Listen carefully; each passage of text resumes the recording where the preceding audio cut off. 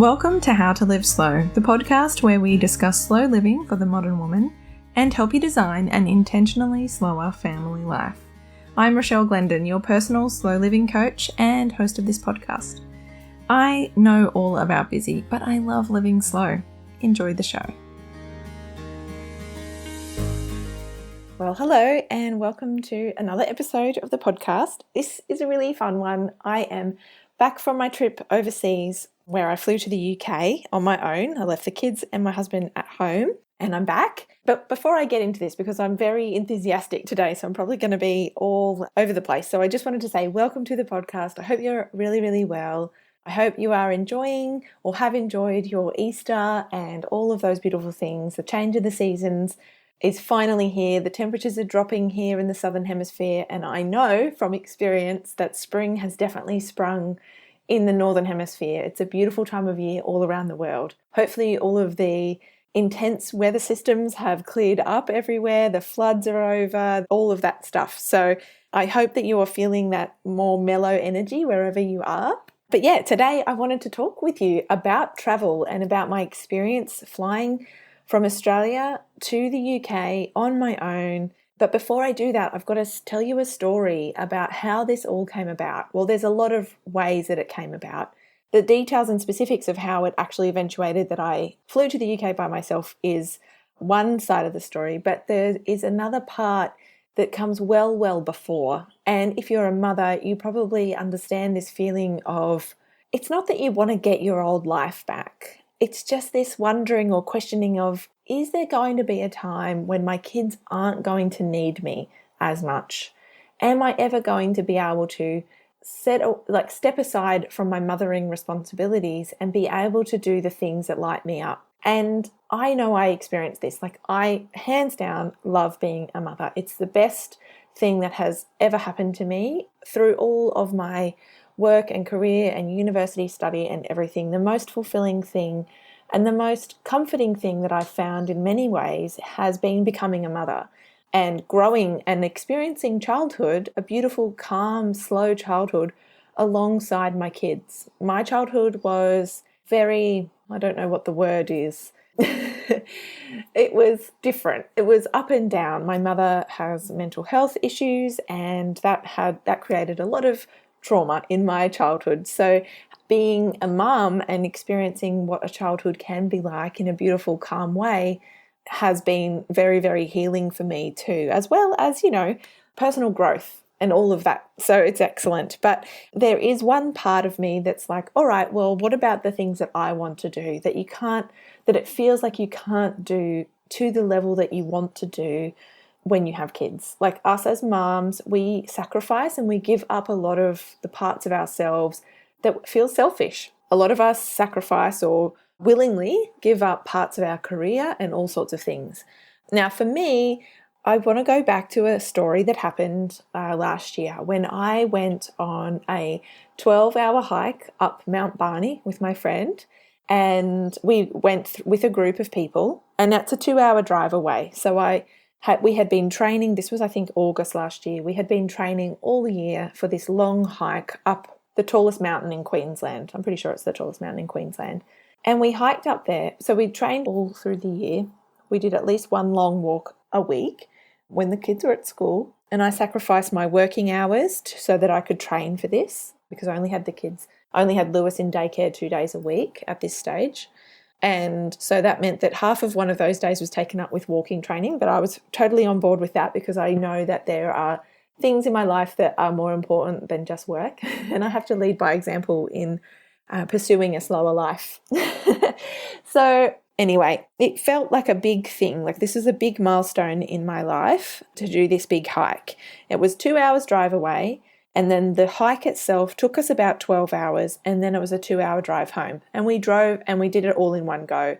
And it was one of the biggest things that I've ever done for myself. It was the most dramatic kind of feeling that I've ever really experienced, was this sense of finding some part of me that felt like it had been lost. Like as a family, we are very adventurous and we do love to go on holidays and we've traveled overseas with the kids and all sorts. Like I don't let the kids hold me back in many senses. In fact, I love to take them along for the journey of life with me. But there are parts that, I can't get the kids to go on a 12-hour hike. And it felt like a really big thing for me to ask my husband to allow me to do this, for him to take time out of his week to look after the kids so I could go and do it. Now, this comes from me, who I turned down wedding invites because they weren't kid friendly. I had, really not done a lot away from my kids. I had hypervigilance when the kids were babies, which means that I was it's a certain kind of anxiety where you can't sort of sleep because you think that the baby's always making noises, and I'm constantly on high alert, which I now know is a bit of a trauma response from other, experiences. But soothing all of that, and slowly over many years of having the kids, taking an hour once a week to go to a Pilates class or go for a walk, to eventually being able to feel comfortable leaving the kids for a full day. And I have left them overnight here or there, but on this particular hike, while we were climbing up the mountain, we were with a group, and there was a whole group, probably say 15 people, and maybe of that group there was 4 women and the rest were guys of varying ages. We all mostly had kids, and there was one conversation that I had where one of the guys asked me, does my husband like to go on hikes? And I said, oh yeah, but my husband has compartment syndrome in his legs, so he gets really painful legs walking long distances, particularly uphill. But we do love it. We do love to get out in nature, but it's not really for him. He's got different sports that he prefers. And I said, what about your wife? And he said, well, no, because someone has to stay home and look after the kids. And at that moment, I know that he wasn't meaning it. He was kind of being funny, and I know that his wife did hike as well, and that he was just talking about this one specific mountain and this one specific day. But I just thought to myself, in one way, that made me kind of mad, not at him, but at society as a whole, that, yeah, do you know what? I'm here on this mountain, hiking up this mountain, away from my kids, my husband's looking after my kids. How many women are at home at the moment looking after their kids, which they obviously would love to be doing, but who are also dreaming of hiking a mountain or doing some other activity that they can't do because their husband or their partner is off doing what they love to do, and asking for the time and space to do the thing they want to do is too much. It's too hard. There's so much social conditioning that says, I can't ask to take up space. I have to be a good girl and not upset anyone, not to be a burden on anyone. And this is not just for our emotional needs, but also all of these fun and enjoyable things, the things that we love to do, the things that really light us up and give us vibrant energy, really. And it was in that moment that I knew that I could no longer sacrifice in a way that left me feeling like a martyr, which means selfless, giving of everything and not taking anything, not receiving anything, not asking for help and support, not claiming what I want out of my life because I feel like there's just no space and capacity in my family for the things that matter to me. And that was when I realized that I had to do the hard work of claiming what I wanted for my life, not just as a mother and not just as a worker, but for the things that make me vibrant and light up. And one of those things is exploring the world and adventuring. And so I just need to take a moment for that because that feels like a really powerful insight, and that's something that it landed with me in the moment. And every day I think about that when he said that to me. His wife is someone has to look after the kids. Yeah, someone does have to look after the kids, but why does it always have to be the mum? And you might be in a relationship where it's a little bit more equal than that, or you might have already done the work, but there are so many factors, not just in our individual relationships, but in society as a whole, that we feel that we can't take up the space. Even if we say we want to do a certain thing, we limit ourselves, right? We say, okay, well, I want to hike this mountain, but do you know what? Going for a walk once a week, that will be enough. And we minimize our goals or our dreams, whatever it looks like for you. It might not be climbing mountains, but for you, it might be something completely different. It might be starting a blog, for example. That's another thing that a lot of us want to do. We want to write about things. We want to be creative. And, as women, as mothers, we are creative by nature. We create life, and that creative energy stems out of us into, some of us get into baking really fun cookies, and some of us love to cook in other ways. Some of us love to decorate our homes in beautiful ways. that's all creative. Some of us love to paint, some of us love to write, some of us love to create games for the kids or whatever it is, but there is a creative energy in us that needs to find its way out. And that is, for me, it's that adventurous, that sense of seeing new places, of being out of my comfort zone and feeling and finding comfort in new spaces. That's for me what lights me up. And denying that, or what's the word where you can't think of the word because I'm getting really impassioned about this, but where you might have a particular, like 100% goal, like you might have this shoot for the stars goal, be like, oh, it's all right, I'll just do this small part that's kind of the same.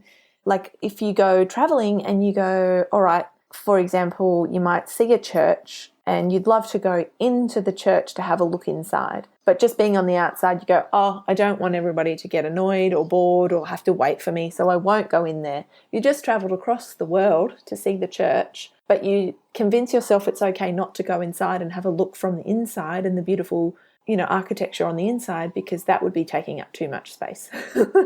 So now I'm getting on a rant, and the podcast episode that I wanted to talk about I haven't even gotten on to the next phase. But that story for me, that's my mountain moment. And I call that was when I knew that Martyr to Matriarch, or the Matriarch experience, or the Matriarch way, as it's now called, is this self-leadership and slow living for mothers who want to be the best mothers that they can be, but know that constantly sacrificing their own needs and desires is not going to get them there. And it's all about claiming that wholeness of who you are and what you want. And that's why I created that program. And that's why I'm so passionate about this next phase of my business and of slow living for mothers, that we all find ways of becoming our very best, most whole, joy-filled versions of ourselves, because that's when we be the best mothers that we can be. That's when we come alive. When we're alive and we're feeling good about what our lives look like, we can be there for our kids. We can give them the best of us,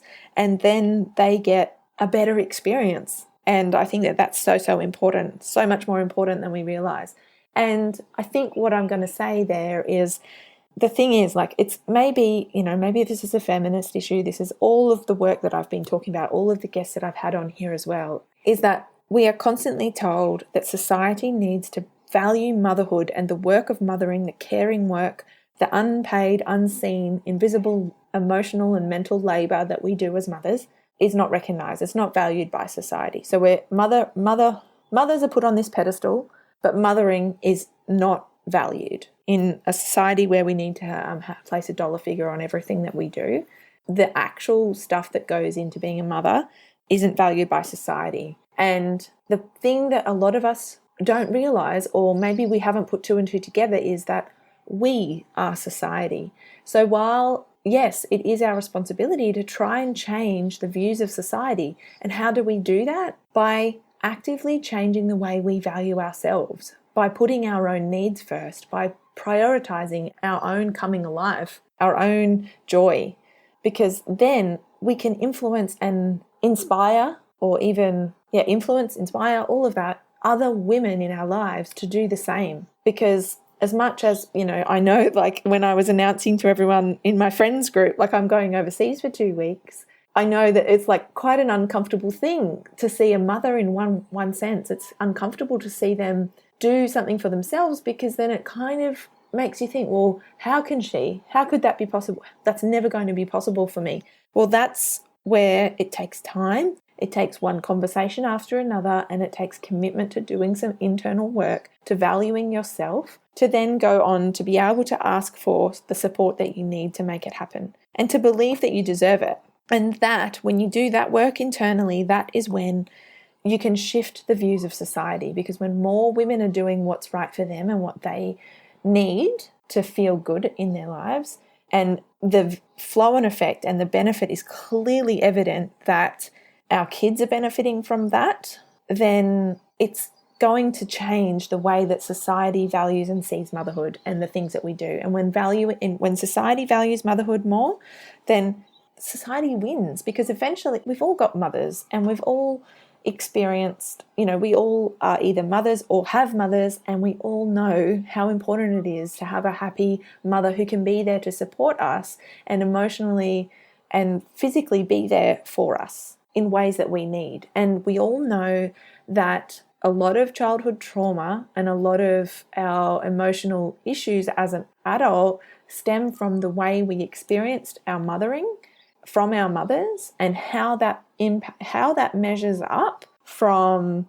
say, we have a view of what motherhood should be like and we compare what our experience actually was, and the difference there is where I believe that is the difference between those two things is our trauma or our mental health issues, the things that we need to heal from. That's where it all kind of comes from. Because when we think our mother should have been able to provide one thing, but she was unsupported in her life, in her mothering experience, she had financial or whatever struggles in her life and she wasn't able to meet your needs because she was unsupported, then that difference is where we need to do our own internal work. Very often anyway. I'm sure that it's always, we're complicated humans and a lot comes from other areas as well, but I think that is a big factor. And so that's why I'm really passionate encouraging you to do the things that really light you up. I can guarantee, coming from me, my story, that I've done this work, I've healed a lot of this stuff for myself, and I know that it comes back to totally benefiting my family. Anyway, I knew that I was going to get off on a total tangent here. I was going to get really ranty, but I do want to go back to, okay, so flash forward from that mountain moment. I then came to the idea as a family we were going to go, and we've been planning it for years. We've always said, when Rolly and I, we said when we have our kids, we wanted to do a lot of travel with them, and we have done, but then the pandemic hit. Right as the pandemic hit, we were just putting in place some plans to go and live overseas for a year. We hadn't agreed on all the details, but that was kind of our plan. We wanted to go long-term traveling and take kind of a family gap year. Obviously, that hasn't happened, and flash forward, we finally thought that mid-2022 was the time that might start to happen. And we had thought, well, let's try 3 months and see how things go. And we were going to go in May. But anyway, things all kind of happened. And as you would have seen on my Instagram and on the previous episode, everything transpired to be that work got in the way, some family commitments had gotten in the way, and we decided to postpone it again to either later in the year or maybe next year. And that there were a few things that I had committed to doing over in the UK that I decided that, Rolly and I spoke and we said, well, maybe I can just go for the 2 weeks and do those things. One of which was meeting with my own coach, Jo Bendel, and my mastermind ladies who I've been in a mastermind with for the last 18 months, and we all caught up, and that was amazing. It was a really great experience. And that was just one of the many things that I was able to do over there that really helped me. And I know that there's a lot of little moments throughout the last 7 years of being a mother that things have, moved me towards being able to even have the conversation with my husband. What do you think about me going overseas by myself to do these few things? And for that to then come out of my mouth in a way that I really believe that it was something that was a natural occurrence. It was just something natural that could happen for our family. So I was able to kind of say it in a way that then got the response from my husband. Yeah, actually, that's a great idea. I'd love to support you in that. Because I now am able to receive support. And that was a lot of the work that I've had to do, is the hyper independence of, no, I have to do it or it has to all be me, to then over the last few years, particularly working really hard on working together with my husband, because, he's an amazing man and he has supported me in so many ways. But I felt really, I guess, this is really raw and open and honest, but if you've listened to my podcast, you know that there's no other way for me to be other than raw and open and honest and total oversharer. But I had to be the one to work on accepting and receiving his help and support. In many ways, I felt resentful that he was able to support me. And I know that sounds really messed up, but it's just another part of my hyper independence that I've had to heal in receiving that support in many ways, emotionally, financially, spiritually, mentally, physically. His support has been the thing that has continued to get me through. And we support each other as well, which is, amazing. But yes, so just even acknowledging that he is such a great person and a huge part of the magic of my life is another thing that is new to me. Even though we've been together for 11 years, I don't know why, for some reason, I could never really quite acknowledge just how special and important he is to me, even though he is. So that's another vulnerability of me opening up my heart to allow that softness in me to be kind of vulnerable. And that just goes to the level of trust that I have in him and our family. So all of that has been an outcome of me going, I need to have a full life. I need to claim everything for me that I need in my life so that everybody benefits. And there you go. My relationship with my husband has significantly deepened and improved even after 11 years, just because I was able to say, I need this. Can you help me, please? And yeah, so I think I'm going to have to come back to the episode I was going to do about the benefits of slow travel and how to do slow travel. And I might come back to that because this episode ended up being much deeper and much different than what I was expecting. But I do want to finish, before I do that, I do want to finish with saying there have been many benefits to me being away from the kids. There have been some downsides, definitely reintegrating with the family after 2 weeks. My older son particularly struggled. He kind of developed this hard exterior shell and pretended like he didn't miss me, which was hard. So I had to kind of crack his shell a little bit to get cuddles from him and things. So that was cool. An interesting kind of reflection. But they obviously missed me a lot. And I want to say that the benefit of modern technology is that we were able to speak on FaceTime every day. So it wasn't really like I was ever gone, really. The relationship that my kids have with their dad, my husband, has shifted and it's strengthened and deepened. And they now, I guess, go to him a little bit more often, whereas they would walk past him to come to me to open their yogurts whilst I'm in the shower. They now would kind of, for example, go to him if he's closer, which is great. I've definitely seen that the kids have built some resilience and a little bit more independence. With me having been gone, they've had to learnt things that they've always known how to do on their own, but that I would kind of do alongside them just to get the ball rolling. They've kind of learnt how to do those steps themselves a bit more, which is a really great side effect. And I think it's so good for them to have seen that I have other parts of me. When I say that I'm not just their mum, that there are other things that I do with my life, particularly because my husband and I, as you know, I've got my podcast, but we also have a family business. We have a trades-based business. So we've both worked from home for 8 or more years. So since before I even got pregnant with my oldest, I was already working from home. So they've never known me to go to a workplace. That's something that I've never done. So when I say I'm working, I'm just sitting in the spare bedroom on my computer. They don't actually understand from that point of view, so I'm not really a stay-at-home mum fully. I'm not really a working mum fully. I'm a bit of a hybrid. And so for them to see that I actually go away and leave the house from time to time, I think has been really good for them as well. And that I have other interests and people in my life that I know outside of the people in our neighbourhood. So I think that has also been really good. So now that this episode I know that this was the episode I was meant to share because it all just came out. But I wanted to mention, so Mental Load May is coming up. So this is actually perfect timing for this episode to have transpired how it has.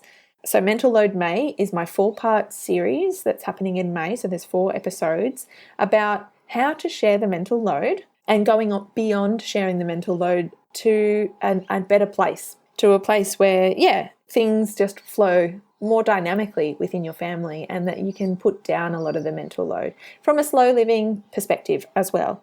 So that will come up in May. So make sure you are subscribed. If this is the first episode or you're not already subscribed to the podcast, make sure you subscribe, or you can head over to my website, pop your name and email address into any spot where you subscribe to my emails and you will get the episodes on your email. Do that, because if you've enjoyed this episode, if you've felt yourself getting emotional about the things that I've been talking about here today, then you are going to love Mental Load May.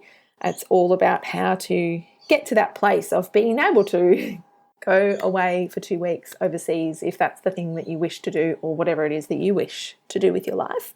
And then after May, I will add in this other episode about the benefits of slow travel and how to travel slow, even in your 2 weeks vacation kind of time. But yes, now, parting words that if you are stuck in the depths of motherhood, if it feels like you are just constantly giving and there is no way that it feels like you will ever find space and time for the things that matter to you, or that even if it's just if you're already feeling like you're stretched thin and you've got maternity leave finishing up soon and you've got to figure out how on earth you're going to get back to work and do everything that you're already doing, or whatever it is, if it feels like there's change needs to happen in your life as a mother for you to enjoy motherhood so much more and to also find fulfillment in other areas of your life as well, then this is the moment for you to subscribe to my podcast, because it's all coming up. But I just want to let you know that it is possible to change. And all of this is part of your matrescence, which is the transformation of motherhood. And it is part of your journey to experience where you are now, but it doesn't mean it has to stay the same.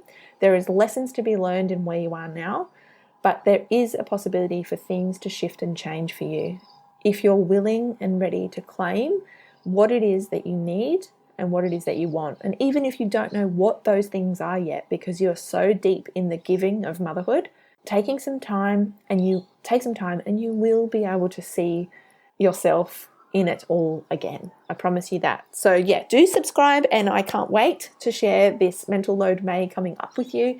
If you enjoyed this episode, please consider leaving me a review on Apple Podcasts or wherever you listen to this podcast. It really does help me out. And otherwise, I hope you have a beautiful week ahead, and I will speak to you again really soon.